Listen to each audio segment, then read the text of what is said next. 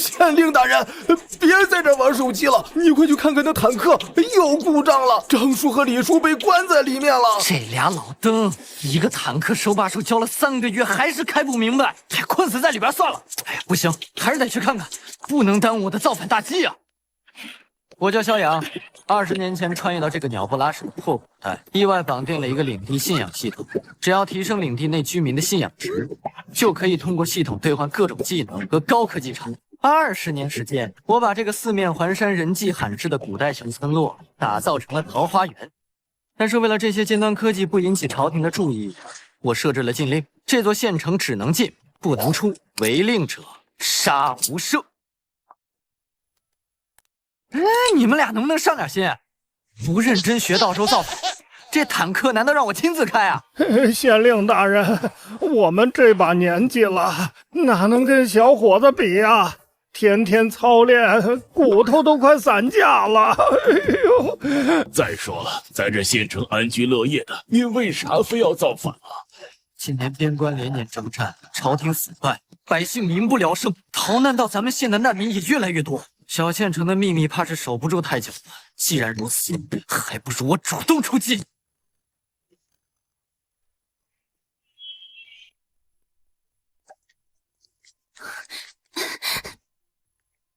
陛下，我們已經甩開追兵了，你撐住！前面就是我朝邊關小縣城了，我帶你過去療傷。朕堂堂大前女帝，7品高手，竟然被逼得像喪家之犬。如果朕能回到国都，一定要把通敵賣國的王家和想要篡位的好皇叔碎尸萬段。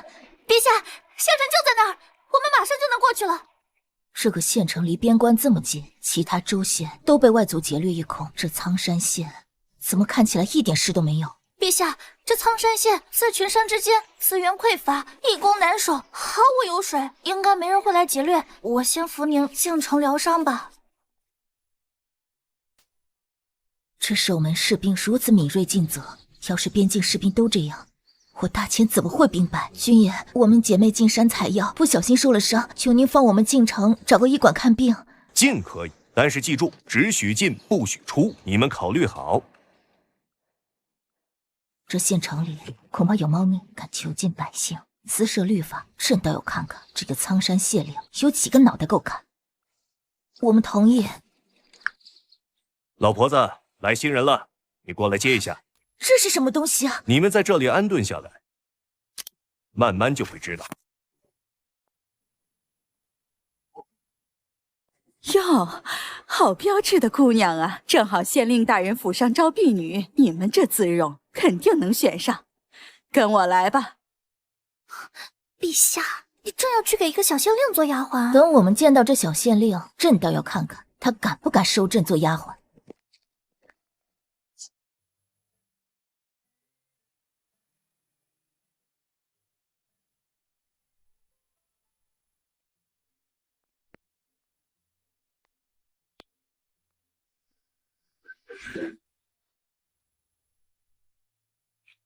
这城牆竟然擋住我作為7品高手所有內力的全力一擊，還紋絲不動。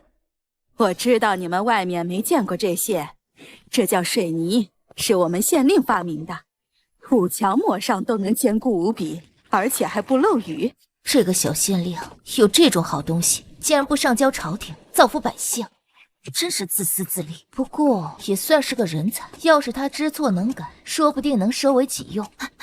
陛下，您看這麼多琉璃，您的住所都不曾有，這肯定是小縣令的住所，沒少搜刮民脂民膏。剛剛還想讓他戴罪立功，沒想到竟然貪贓枉法，罪大惡極。這應該就是你們縣令的住所吧？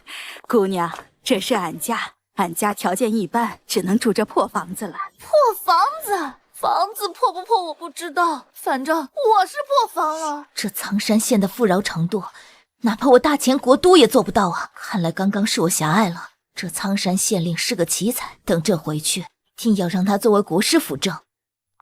走，咱湊個熱鬧，看看縣令大人又貼啥新通知了。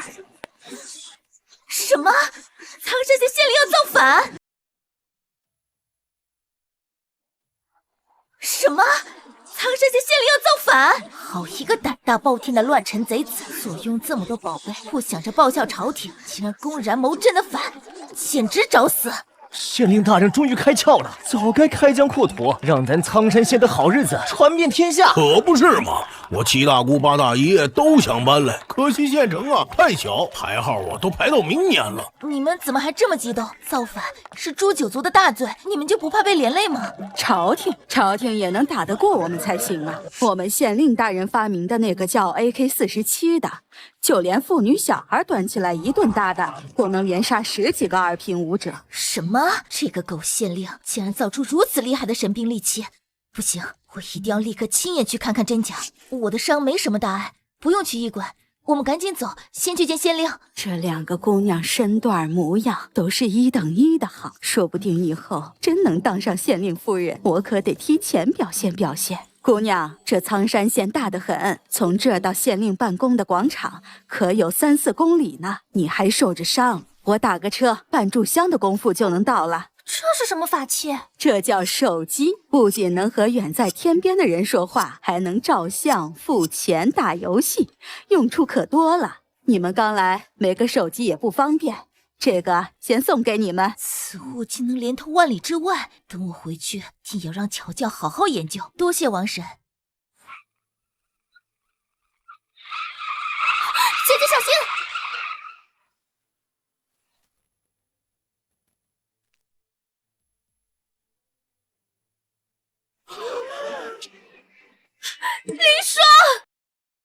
林霜，你沒事吧？這到底是什麼怪物？林霜可是6品高手，尋常兵刃根本傷不了他，竟被這鐵疙瘩一擊重傷。哎呦，凌霜姑娘，這叫汽車，也是我們縣令大人發明的，不僅堅固無比，還能日行千里，跟馬車一樣。你非往上撞幹啥呀？陛下，我沒事兒，我們趕緊去找那個想造反的小縣令。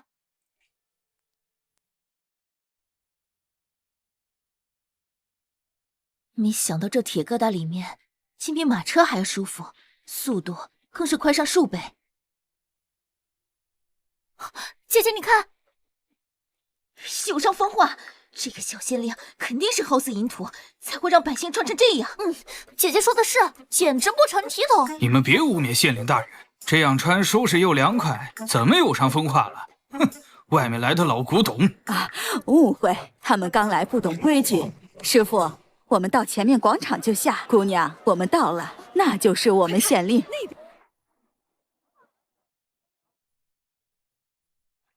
本以為這個厲害的縣令是個糟老頭子，沒想到竟這麼年輕，還挺俊俏。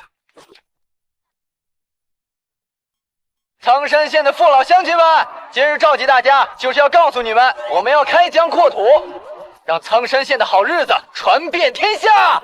我們距離數十米，他的聲音卻能清晰入耳，還帶着隱隱的威壓，難道是宗師級別？陛下，此人實力高深，我們根本不是他的對手，要不還是快走吧。不行，知己知彼，百戰不殆，我必須摸清他的底細。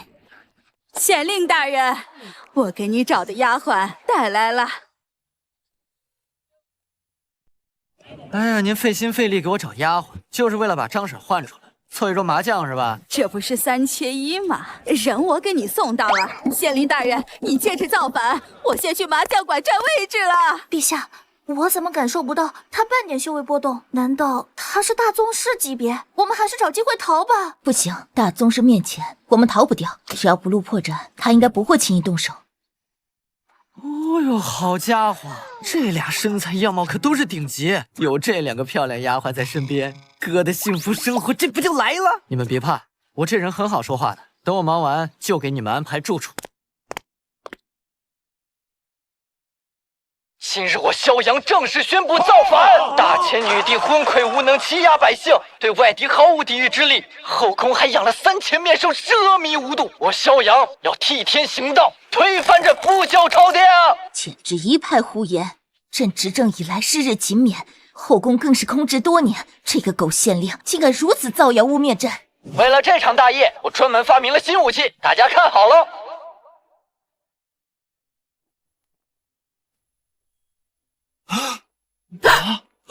這叫坦克，不仅能日行千里，更是金刚打造。就算是7品高手全力一击，也上不了分毫。它的炮弹威力比火箭筒还要强上10倍。又是神兵利器，这萧阳到底还有多少底牌？县令大人，展示一下，让我们开开眼。好，此物威力巨大，我們去山腳下試炮。走，本县令帶你們去打一炮。你們倆站遠點，這坦克開炮動靜大，別被嚇着。哼，我乃6品頂尖高手，什麼大陣仗沒見過？必須趁這個機會摸清這坦克的真正威力。縣令大人，我們是您的貼身丫鬟，也應跟在您身邊伺候。沒錯，我們得進去照顧您。哎，行吧，等會兒記着捂住耳朵。這裡面竟然真的是金剛打造，只要躲進來，恐怕大宗師的全力一擊也破不開了。這是個頂級防禦類的神兵啊！這坦克內部構造奇特，機關遍布，難道這個小縣令沒吹牛？真有他說的這麼厲害？3、2、1，開炮！啊！這是打雷了，還是地動了？剛剛那就是開炮的聲音。哎呀，天天跟這些古代人解釋這些玩意兒，嘴皮子都快磨起泡了。你們還是自己看。這坦克也太厲害了，就算是大秦最後的城牆，也經不住他一炮。原來那些世家親王根本不值一提。我大秦最大的威脅，竟然是這個小小的蒼山縣令。他既有大宗師修為，又有神兵利器，如今公然造反，我該如何抵抗？難道天要亡過大秦？壞了！這新來的丫鬟心理素質也太差了，不就是看了個開炮嗎？竟然直接嚇吐血了！快，趕緊開車送醫院！姐姐，快開門！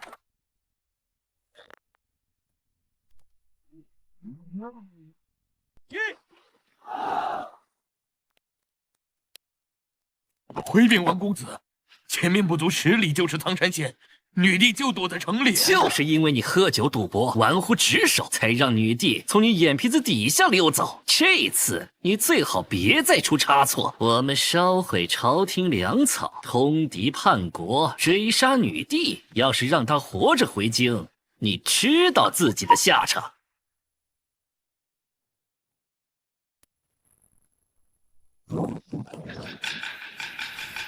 怎麼回事？公子，巨響是從蒼山縣內傳來的，難道是女帝在搞鬼？傳令下去，全軍備戰，活要見人，死要見屍。就算踏平蒼山縣，也一定要把女帝抓回來。你這丫頭，身上帶着傷，怎麼不早說？逞什麼強？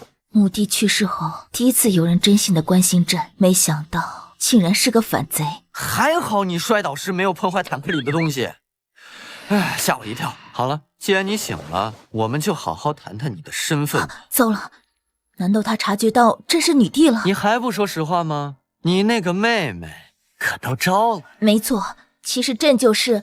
你們是大前京都來的大小姐，對吧？是，我不該隱瞞身份，還請縣令大人恕罪。理解，生逢亂世，有點戒心是應該的。不管你之前是採藥女還是大小姐，哪怕是女帝，都是過往雲煙。既然進了我蒼山縣，那就是我蕭陽的人。县令大人，不好了，我們縣門口被数萬兵馬圍住了。我先去處理點小事，小茹，你在這裡好好養傷啊。大膽，竟敢叫朕小茹，真把朕當成你的貼身丫鬟了不成？陛下，您好些了沒有？有沒有哪裡不舒服？奇怪，我竟然一點也感覺不到疼了。這蒼山縣的醫館真是厲害。你不知道，剛才你昏迷的時候，這裡的大夫拿個方方正正的東西一掃，你的骨頭都看得清清楚楚。胡說八道，朕看你是做夢了。陛下您看，他們說這叫 X 光片，能只見筋骨和五臟六腑有沒有受傷。這蒼山縣就有這神奇醫術，能透過皮肉只見筋骨。對了，我聽人說縣城外面被大軍圍住了，會不會是御林軍來救我們的？快，扶朕起來，這樣去看看。县令大人，已经查清了，不是城中人通风報信。哎呀，不是内鬼就好，省得我浪費時間排查。這是王家那個亂臣賊子的金甲軍，不好好在病房養傷，跑這兒來幹什麼？我聽說蒼山縣被困，放心不下，就過來看看。我還以為是御林軍來接我，沒想到竟是追殺我的王家金甲軍，這下糟了。不愧是本縣令的丫鬟，就是跟蒼山縣一條心。放心，這些土雞瓦狗傷不到。你是大宗師，再能安然無恙，可城中那些手無寸鐵的百姓怎麼抵擋金甲軍？縣令大人，快把坦克開上來！金甲軍不是等閒之輩，有坦克或許還有一戰之力。對付他們用不上坦克。這金甲軍是王家耗費半個國庫打造的私軍，個個都是精銳，最低都是3品武者，3000金甲軍就能打敗1萬御林軍。坊間都說王家若想造反，1萬金甲軍足矣。那這大錢女帝也太廢物了。你，快，翻張凳子過來，讓她坐下歇着。你就乖乖坐着，等着看好戲吧。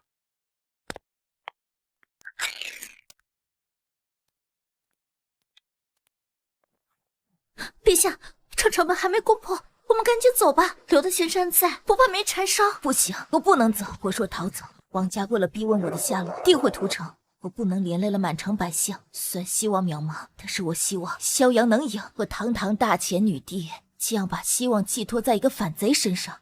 但如果他輸了，你就去告訴蕭陽，用我的屍首還一城百姓平安。沒想到這窮鄉僻壤還真有個小縣城，叫他們縣令滾出來見我。王公子，我這就去把那個狗屁縣令抓來給您賠罪。張虎，你是金甲營第1猛將，6品高手，你去把那個小縣令帶過來。公子放心，一個小破縣城，我一個人就能拿下。城裡面的賤民聽着，趕緊開門跪迎金甲軍，不然等我攻進去，雞犬不留。縣令大人，讓我那家伙突突了這個嘴賤的孫子。急什麼？送上門的靶子，不玩玩可惜了。去，把我那把復合弓拿來。大人，您真要用這把弓？這弓威力巨大，一箭下去，這人指定東一塊西一塊，死相太慘，有傷天和呀。這弓看着平平無奇，連他的親衛都這副表情，我還是不該把希望寄托在他身上。就憑你手裡那個破銅爛鐵，也敢在我面前叫囂？有本事你來試試啊！我倒要看看這玩意兒能不能傷我分毫。攻城，踏平蒼山，雞犬不留。這小縣令不知天高地厚，肯定擋不住金甲軍。你們別犟了，還是快走吧。蕭陽，你別逞強了。金甲軍是王家重金打造的私兵，裡面最低都是3品武者，你還是把我交出去吧。其實我是……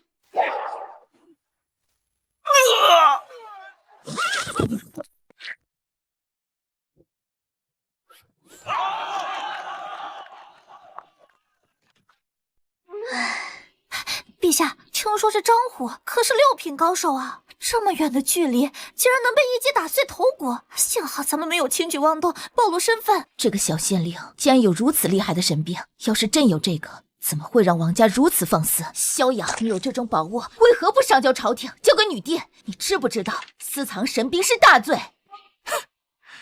把這樣的武器交給女帝那個廢物，他守得住嗎？恐怕不出3天就得落到那些世家手裡。真的，確實啊。由我們王家的金甲軍出馬，不出半個時辰，蒼山必破，女帝姬夢如插翅難飛。大公子，不好了！張虎將軍被蒼山縣令蕭陽一擊毙命。你說什麼？廢物！一天廢物！張虎是6品高手，能在這麼遠一擊斃命，蒼山縣內必定有大宗師坐鎮。劉成，本公子命你率領全軍攻城，就算有大宗師又如何？我上萬金甲軍鐵騎，踏也能踏平蒼山縣。末將遵命，定將那縣令碎屍萬段。打開城門！你瘋了！你就這麼放他們進來了？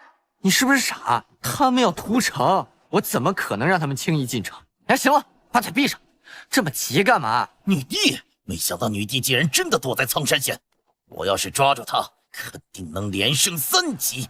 这县令搞什么名堂？知道我来屠城还敢城门大開，難道要蹊蹺？你們先帶兵進城試探一番。哎呀，這人還挺聰明的，居然沒進來。縣令大人，看來你這問中捉鱉不好使啊。一個小丫鬟懂什麼？再多嘴，別怪本縣令家法伺候。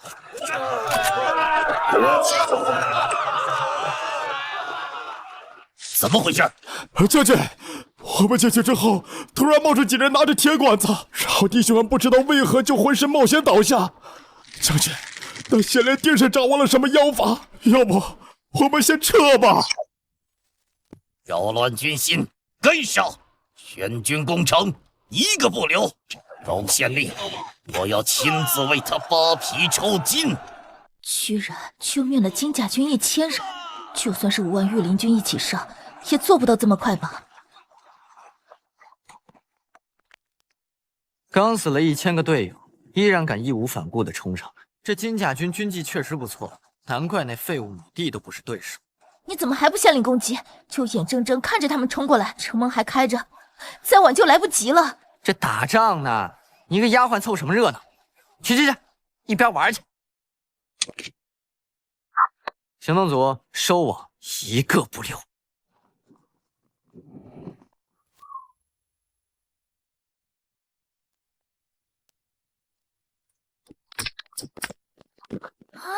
剛剛明明沒看到人啊！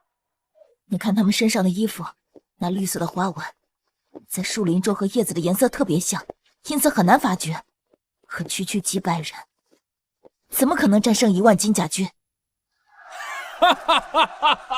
賤民，以為藏得好點我金甲軍就怕了嗎？全軍聽令，將這群不知死活的東西碾成渣！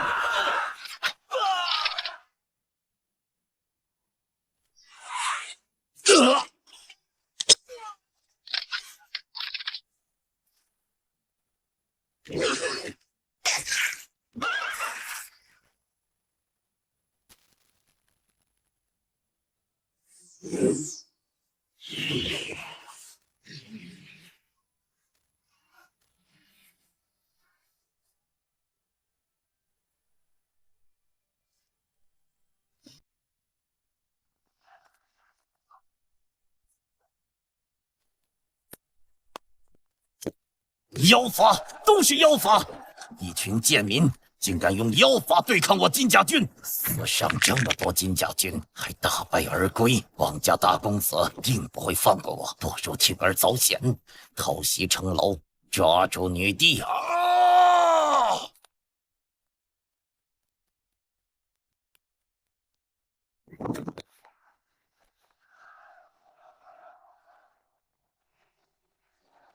萬一要是被他說出真實身份就糟了。沒想到女帝竟然有這麼強的底牌。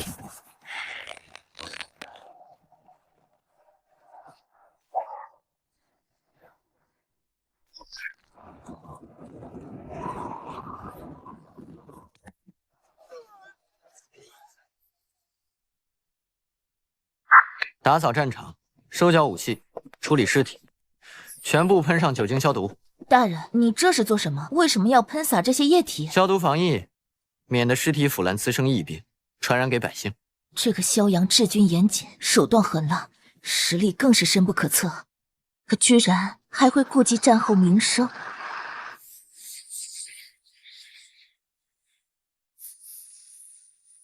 哎呀，哎呀，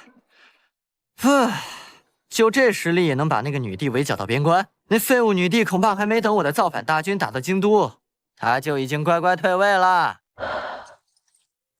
蕭大人到底為何要造反呢？當然是為了擴建咱們蒼山縣啊！如果被女帝知道你們要造反，肯定會派100萬大軍圍剿你們。你們難道不怕？我們有神兵在手，女帝那些軟腳蝦軍隊只要敢來，我保證不出半天就會被打得哭爹喊娘。照他這麼說，我大錢的軍隊在他面前不堪一擊。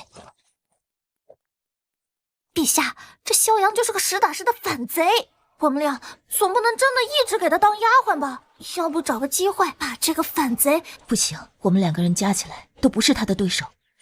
現在動手，就是自寻死路，還是再等等，看看他手裡還有什麼底牌和招数。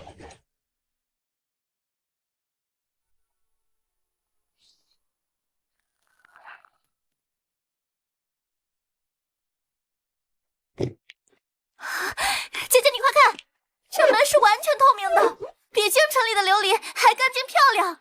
这灯不用油，不用烛，为何能如此明亮？喜欢就送你们，往後在我府上這些東西隨便用。沒想到這個反賊還挺大方的，如此珍貴的寶物，居然說送就送了。別愣着了，後面有好東西。大人回來了，大人一起吃啊！哎呀，接着吃，不必拘束。你竟和下人一起吃飯？我們沒這麼多規矩，趕緊坐下來一起吃。你們在這看着，我可吃不下。殺伐果斷，卻體恤下人，也許這個小縣令真的比朕適合治國。小陽，你既然決定造反，日後是要當皇帝的，主僕同席，成何體統？如何維持皇家尊嚴？我是要造反，但我沒說要當皇帝啊。皇帝狗都不當，每天勾心鬥角，出了一堆爛事，有什麼意思？我造反單純是看那個女帝不爽。這個小縣令如此針對朕，難道我得罪他了？開吃吧。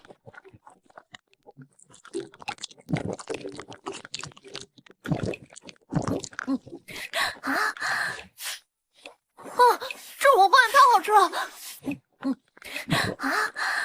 比京城裡的醉香楼還香。這時，我也從未吃過如此鮮香麻辣的東西。喝不動了，頭暈。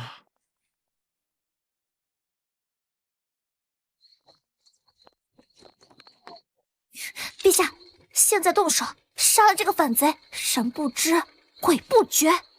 別衝動，這小縣令手裡神兵利器眾多，手下更是訓練有素，殺了他太可惜，不如找機會收服他，為我所用。難道我們真的要給他當丫鬟，伺候他脫衣服嗎？脫就脫，他都睡着了，我們怕什麼？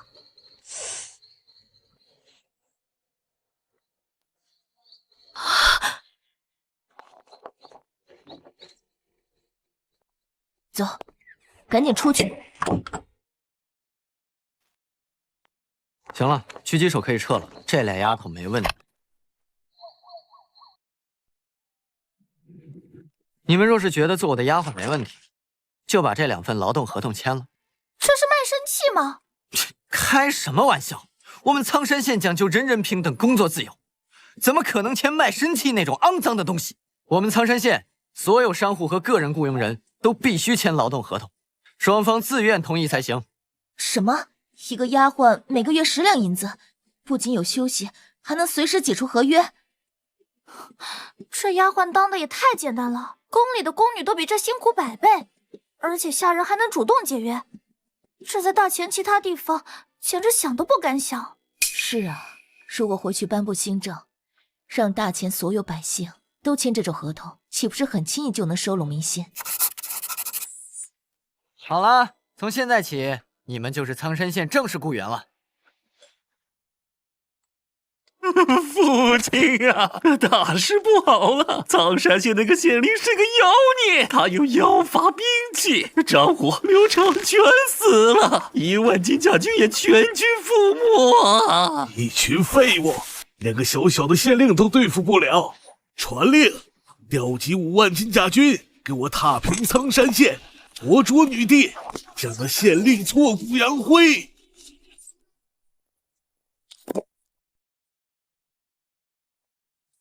梅姨，大人有何吩咐？帶他們去浴室梳洗一番，換身乾淨的衣裳。是，2位姑娘請隨我來。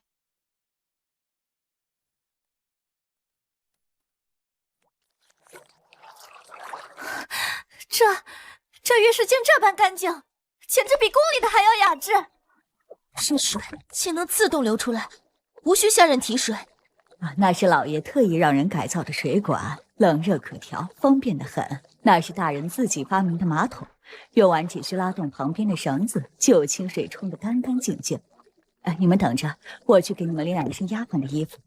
將來等朕找個機會，把這小仙灵擒住，這浴室裡的浴桶，能自動流水的水龍頭，還有那個乾淨省事的馬桶，統統都要搬到皇宮裡去。陛下，這水溫正好，我服侍您洗澡。您长得国色生香，萧阳又是个登徒子，你说他留下咱們，會不會是對您別有心思？他敢！真是大錢女帝，豈是他一個小仙靈配得上的？說他真敢有非分之想，那朕寧死也不讓他得逞。是，陛下，是奴婢多嘴了。2位姑娘，這可是少爺親自設計的衣裳，換作女僕裝，專門給府裡丫鬟穿的，又輕便又好看。這也太誇張了吧？怎麼穿得出去啊？不行不行，這太奇怪了。大色狼，臭反賊，居然發明這種不知廉恥的東西，簡直可惡至極。放心，在我們蒼山縣這麼穿很正常，現在也沒有別的衣服，2位姑娘還是趕緊換上吧。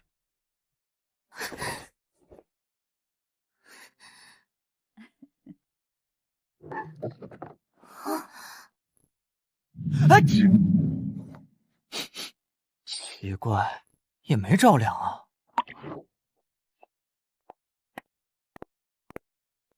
大人，密探急報，王家調集5萬私兵，以清剿反賊為名，正往咱們縣來。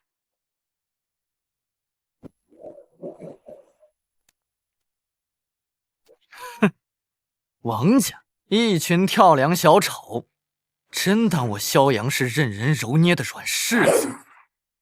既然他們想上門送死，那我就先滅了這支金甲軍，讓琅琊城成為我崛起的第一個墊腳石。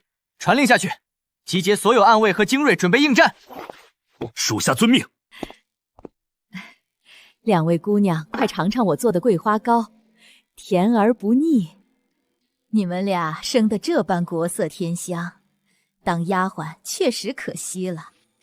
要是能早日給縣令大人開枝散葉，肯定能抬成姨娘，往後的好日子那可是享不盡吶。朕乃大秦女帝，就算一時落魄，也絕不可能屈尊給一個反賊做妾。要做，也要做明媒正娶的正室夫人。不對，我到底在胡思亂想些什麼？怎麼能生出這種念頭？姐姐，你怎麼了？2位姑娘莫要誤會，剛剛那些話不過是我隨口胡說的，你們別往心裡去。我先帶你們熟悉一下家中的電器吧。電器？那是什麼？這電器啊，是大人馴服了天上雷電的力量，將其封存於器物之中，才讓這些東西擁有了各種神奇的功能。掌控雷電，難不成這萧陽真是神仙？這怎麼可能做到？好涼快啊！除此之外，還有一件物品換作冰箱，不管多熱的天，放進去的東西都能冰冰涼涼的，比冰窖還方便。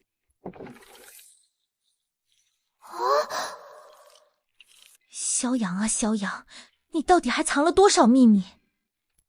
你們先在屋裡歇着，我去廚房準備午餐，有什麼需要隨時喊我。陛下，這萧陽家裡好東西可真多呀，要是能夠都拿到皇宮裡就好了。話是這麼說，可以我們現在的處境，別說搶奪寶物，就連自保都難。陛下，要不你直接將那萧陽收入後宮得了，這樣一來，他的人是你的，這些寶貝自然也都是你的了。你說什麼？陛下，我錯了，我就是隨口胡說的，你別生氣。我真是糊塗了，這萧陽可是反賊，我怎麼能讓陛下將其納入後宮？難怪陛下這麼生氣。你說的太對了，等朕順利回到京都，就當眾宣布萧陽是護送朕回京的第一功臣，隨後再宣布與他成婚，將他留在身邊輔佐朝政，這一切不就順理成章了嗎？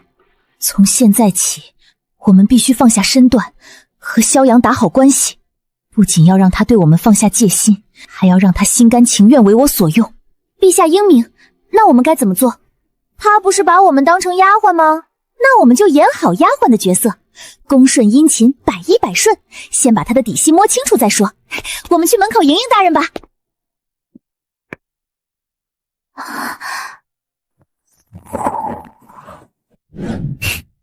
恭迎少爺回家。這不是我之前無聊設計的女僕裝嗎？梅姨怎麼真給他們穿了？不過本來以為姬夢如只是有點漂亮，沒想到簡直是傾國傾城啊！我沒這麼多規矩，下次不用多禮。小茹這丫頭之前對我哼鼻子豎眼的，現在突然对我這麼客氣，還真有點不習慣。大人，有個混進城裡的探子潛入武器庫，被我們當場抓獲了，現在吵着要見您。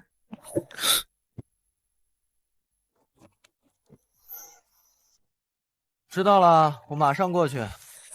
大人，我們是您的貼身丫鬟，您去哪兒，我們就要跟到哪兒。貼身？那你說說，怎麼個貼身法啊？你胡說什麼？既然你们想跟着，那今天就帶你們見見世面，看看我們蒼山縣的武器庫。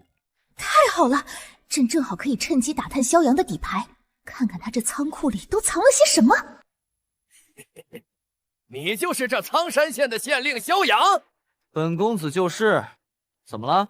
识相的趕緊把老子放了！我可是琅琊城王家的人，招惹我王家，信不信明天我便叫人把你這縣令撤了，給丟進大牢吃牢飯？老子管你什麼王家朱家，就算是女帝來了我蒼山縣，也得給我乖乖聽話。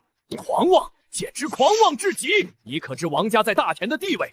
別說撤你一個小小縣令，就算踏平你這蒼山縣，也不過是王家一句話的事。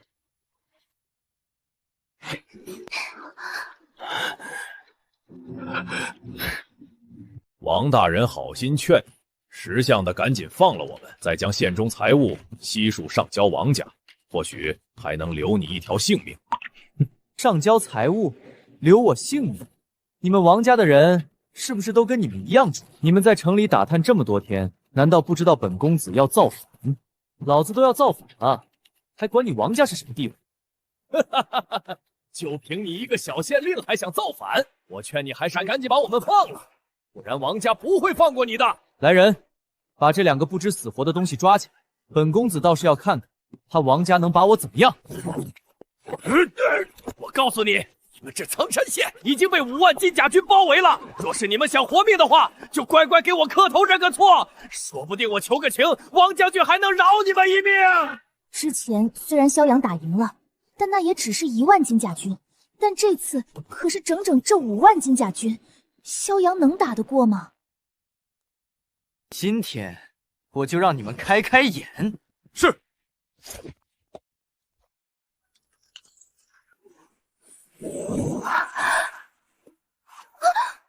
把庫裡的裝備全部分下去。大人，這鐵疙瘩也是神兵利器，看着比復合弓還笨重。是啊，公子，這東西和復合弓比，哪個更厲害？這叫槍，不是鐵疙瘩。至於和復合弓比，7步之外槍快，7步之內槍又準又快。公子，監控調試好了。這鐵箱子裡怎麼會有金甲軍的身影？難不成是什麼幻術不成？這叫監控，能實時看到對面大軍的動向，一舉一動都逃不過我的眼睛。這不就相當於傳說中的千里眼、順風耳嗎？差不多就是這個意思。還沒開戰就能掌握敵軍動向，幸好和他對戰的不是我。王賀，你認識他？此人是金甲軍大頭領王賀，王家嫡系子弟，還是9品高手，整個金甲軍都聽他號令。當初就是他率領金甲軍擊敗了女帝的御林軍。那女帝手下的御林軍也太廢物。走，上城樓。昨天那1萬金甲軍打得不過癮，也不知道今天這5萬人能不能扛揍一點兒。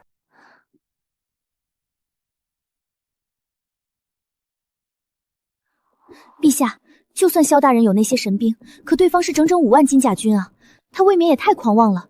要不您先找个地方避一避？不用，先看看再说。他虽然狂妄，但却总有些出人意料的手段。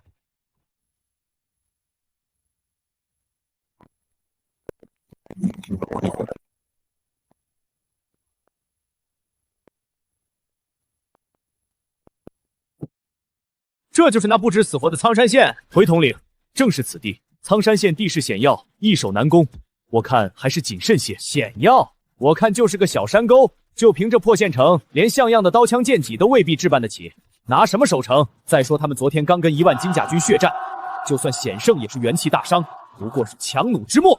聽我號令，攻城！破城門者賞1000兩黃金，封都統。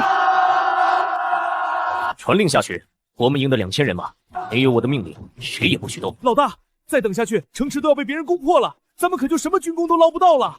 哼，果然秦飛的部隊就是一群縮頭烏龜，底層出來的垃圾，到了哪裡都是垃圾。他們不上正好，這軍功全是我們的。都悠着點兒，開槍慢點兒，別一上來就把人給嚇跑了。這個小縣令是又要玩誘敵深入的把戲，可這次是5萬金甲軍，他這辦法還能奏效嗎？哈哈，就這幾個人也敢在我金甲軍面前守城，簡直是笑話！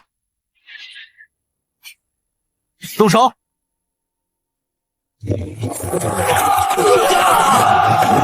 這是什麼妖術？全軍撤退，快撤！一出手就折損金甲軍幾百精銳，難怪能擊敗劉成的1萬金甲軍，果然有點門道。哼，不過是些歪門邪道的武器，真以為能擊退我金甲軍精銳？盾牌兵上前，掩護弓箭手推進！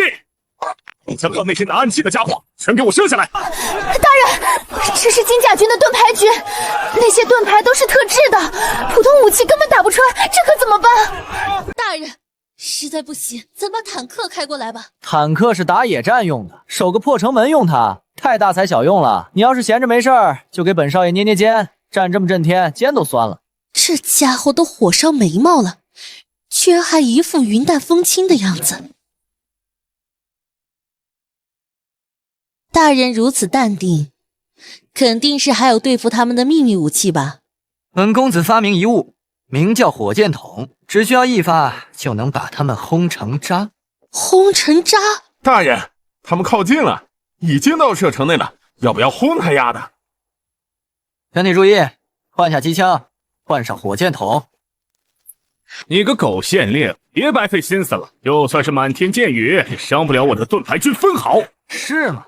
那正好火箭也是箭，兄弟們，這城外的金甲軍刷一波火箭助興。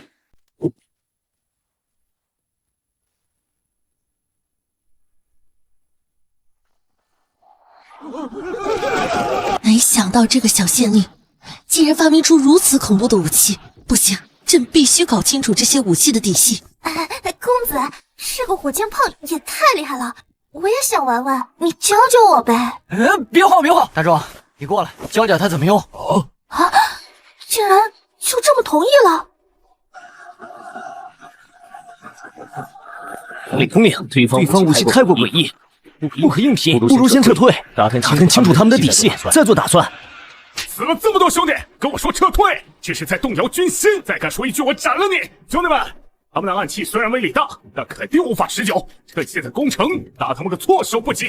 破城之後，蒼山縣的金銀財寶、糧食、女人，全都是你們的。第一個衝進去的，賞黃金100兩，官升3級。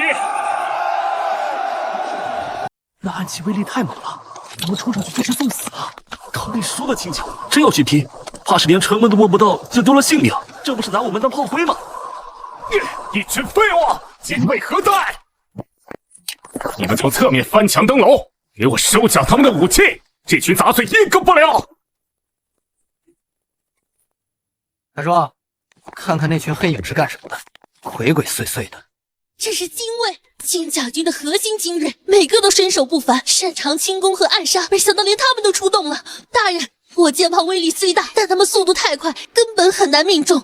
要是被他們登上城樓，可就真的危險了。大人，快下令開槍吧，再等下去就來不及了。哈哈哈哈哈！我就知道他那暗器早就用完了，这群該死的賤民，等我破城，定要把你們扒皮抽筋！大軍聽令，攻城，給我衝！所有人放下武器，趴下，一個耳朵。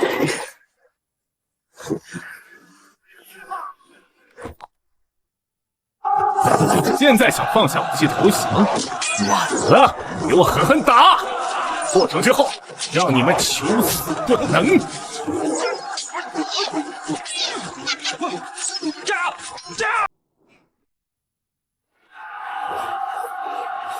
可惜了，那個叫王賀的不在爆炸圈裡。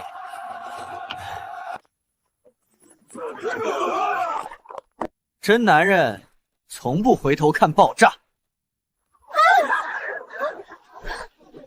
姐姐，你沒事吧？你看城下，只是一擊，這威力簡直能把整個皇宮夷為平地。不行，朕一定要跟他結為夫妻，把他綁在我身邊，哪怕他要皇位，我也不是不能給。不可能，這怎麼可能？撤退，快撤退！老大，幸好您沒讓我們往前衝，不然我們也得交代在那兒。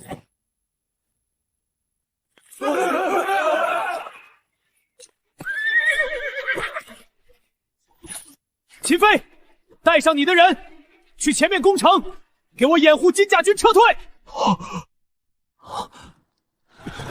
統領，不可啊！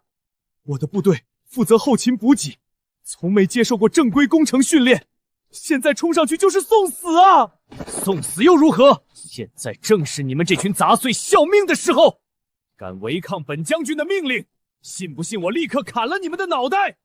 對，這群垃圾平日裡在軍中吃空饗，就應該讓他們給我們墊背。就是，老子的弟兄都快死完了，憑什麼他們縮在後面，什麼事兒都沒有？我對王家、對金甲軍忠心耿耿，沒想到竟然換來這個下場。好，既然你們過河拆橋，就別怪我背信棄義了。好，我秦飛領命。兄弟們，跟我走！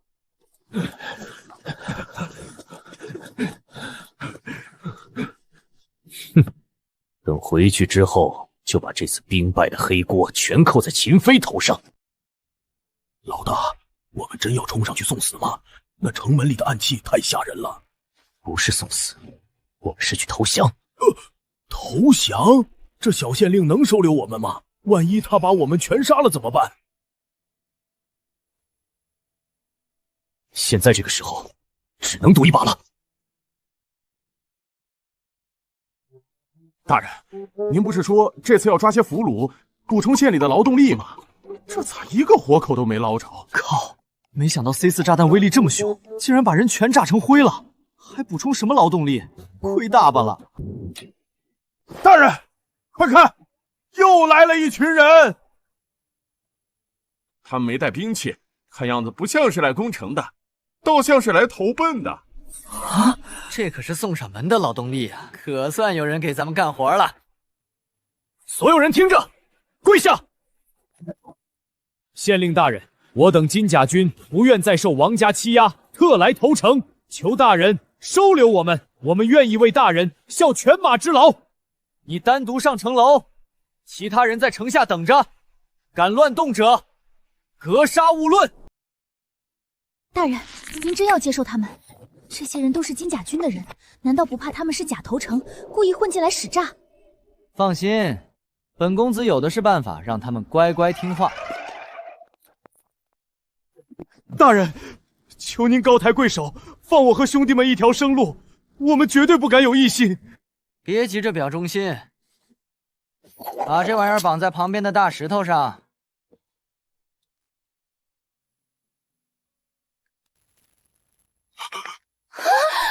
我不信任你們，想投誠，你們所有人都得帶上這個。幸好我和林霜是正規渠道簽了勞動合同進來的，不然這脖子怕是保不住了。太嚇人了，以後可得乖乖聽話，絕不能惹蕭大人生气。大人，我們有的選嗎？不帶也可以，我可以給你們選個風水寶地，讓你們入土為安。好，我答應，我替兄弟們答應了。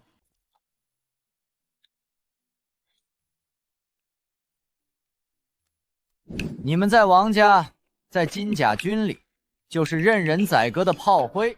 跟着我混，我绝不会把你们当狗对待。只要你们好好干，建立军功和贡献，保准你们吃香的喝辣的，再也不用受別人的窩囊氣。等你們立功夠了，我親自取下你們的項圈，還你們自由。我們在金甲軍裡哪有這種待遇？如果真能像蕭大人說的那樣，不用再當任人踐踏的炮灰，就算戴上這個項圈，又何妨？大人，我們能吃飽飯嗎？我們蒼山縣不僅白米饅頭管夠，還頓頓都有肉。大人，我願意帶，我也願意為大人效力。聽到了嗎？有肉，頓頓都有肉。聽到了，是真的，大人說的是真的。既然歸降了，就是自己人。大壯，戴上項圈後，帶他們去城裡最好的館子，好酒好肉招待，算我的。好嘞，大人，保證讓兄弟們吃得開心。這就帶我們去吃肉，不是把我們當奴隸？兄弟們都跟我走，大人請客，吃最好的館子。多謝大人，我等誓死效忠大人，絕無二心。還以為收服這群人要費點功夫，沒想到竟然一頓飯就解決了。這個秦飛我可是知道的，是個九品高手，但因為他是平民出身，在王家一直被打壓。我之前幾次暗中拉攏都沒成功，沒想到竟然這麼輕易就被這個小縣令收服了。你留下，我有話要問你。大人有何吩咐，屬下萬死不辭。我明天要攻打琅琊城，你之前是金甲軍副將，對琅琊城的布防情況肯定很了解，說說你的意見。大人，使不得，王家勢大，萬萬不能招惹。怎麼，你這是還想為王家賣命？屬下不敢，屬下是真心歸順大人。只是王家掌握着整個大秦的商業命脈，還和大秦戰神關係親近。如果動了王家，必定會遭到圍剿。而且大人您身為蒼山縣令，擅自出兵攻打王家屬地，朝廷怪罪下來，也是殺頭的大罪呀。這個你不用擔心，因為我已經宣布了要起兵造反。造反？不對呀，大人，王家與你無冤無仇，怎麼會向你發難？是啊，王家幹嘛沒事來招惹我呢？大人，肯定是王家也早就想造反了。他們怕您捷足先登，搶佔先機，所以才先下手為強，派金甲軍來扼殺您的勢力於搖籃之中。可不能讓他起疑心，趁勢女帝的身份早晚要告訴他，但我自己坦白和被他發現，那可是兩碼事。對，夫人說的有道理了，一定是這樣。有道理。這麼說來，那王家留着就是個禍害。現在最好的辦法就是直接滅了王家。大人如果真要打琅琊城，那最好的時機就是明天。因為明天是王家大公子的大婚之日，流水宴席，酒水暢飲，全城歡慶，守備必定鬆懈。沒想到啊，明天居然還是個好日子。那正好，本公子到時候也去琅琊城，好好喝一杯這王家的喜酒，順便送他們一份驚天動地的賀禮。這王家辦喜事，非要逼得家家戶戶只掛紅綢，家裡窮得連米都買不起，哪來的錢買紅綢？這不是逼人去死！全城百姓明天都去城外迎接迎親隊伍，站滿2個時辰，少一刻都不行。沒辦法呀，只能用血染不紅，好歹能湊合過了這個。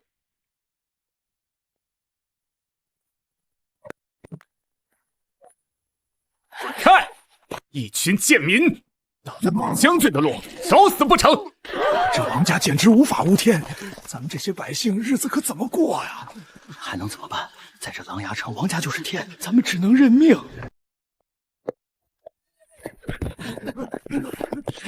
滾開！別攔着我！諸位，這位便是鎮北王殿下的世子，身份尊貴。世子一表人才，真乃人中龍鳳。本世子就有話直說了，如今女帝在戰場上失蹤多日，恐怕早已駕崩，朝中群龍無首，急需一位能掌控大局之人。不知眾位覺得我父王如何？鎮北王是先帝親弟弟，手握重兵，還是戰神。若是能搶一份宗人之功，以後就能飛黃騰達了。我等誓死效忠鎮北王殿下，願助殿下登基稱帝。都起來吧！哈哈哈哈哈！慌慌張張成何體統？怎麼了？女帝的下落查到了？家主，女帝就在蒼山縣，她找了絕世高手埋伏我們。秦飛的叛徒臨陣倒戈，3萬金甲軍全軍覆沒啊！哇！竟然滅我3萬金甲軍，我一定不會放過他們。世子，我发现女帝蹤跡了，她就藏在苍山县，还有神秘军队和大宗师坐镇，咱们的計劃恐怕……如果女帝活着回去，我父王的皇位就泡湯了。不行，绝不能讓她活着回去。什麼女帝？分明就是叛賊餘孽！我這就回去稟告父皇，讓他派100萬大軍平亂，定要將蒼山縣夷為平地。世子英明，定要將叛賊一網打盡。這女帝也太廢物了，連個官道都修不明白，瞧這路破的，走2步就一個坑。等我造反成功，全給鋪成水泥的。大人，琅琊城就在前方。這是什麼？看起來不像是馬車，前面沒有馬在拉着，不會是蠻夷的軍隊吧？我們快跑！大人，琅琊城的城門居然還開着，這是大好機會。末將軍親自領兵打前鋒，率先攻入城中。不必了，聽我命令，所有車輛停下，所有人全部下車。有這樣的好機會不立刻攻城，這家伙指揮能力這麼差勁，居然還揚言要造反，怕是連京都的城門都摸不到吧？大人，兩軍交戰，傷亡在所難免，我等甘願為大人做馬前卒。你不必說了，我知道你立功心切，但你們既然加入了蒼山縣，我就要為你們的生命負責。如此貿然衝上去，肯定會傷亡慘重。大人，行了，你的忠心我看到了。不過，如果我說能做到零傷亡呢？什么？零傷亡？這怎麼可能？秦飛啊，時代變了，加入蒼山縣就要轉變以前的作戰思路。這樣吧，這一仗你先帶着你的飛虎隊在後面觀戰。老大，我怎麼感覺這位蕭大人還是不相信我們呢？別胡說，蕭大人是為了我們的生命安全着想，他既然讓我們在一旁觀戰，我們便看着吧。但是吩咐下去，所有人做好戰鬥準備，隨時準備上去支援。遵命，老大。坦克組聽令，派一輛上前壓近些，先來一炮，聽個響。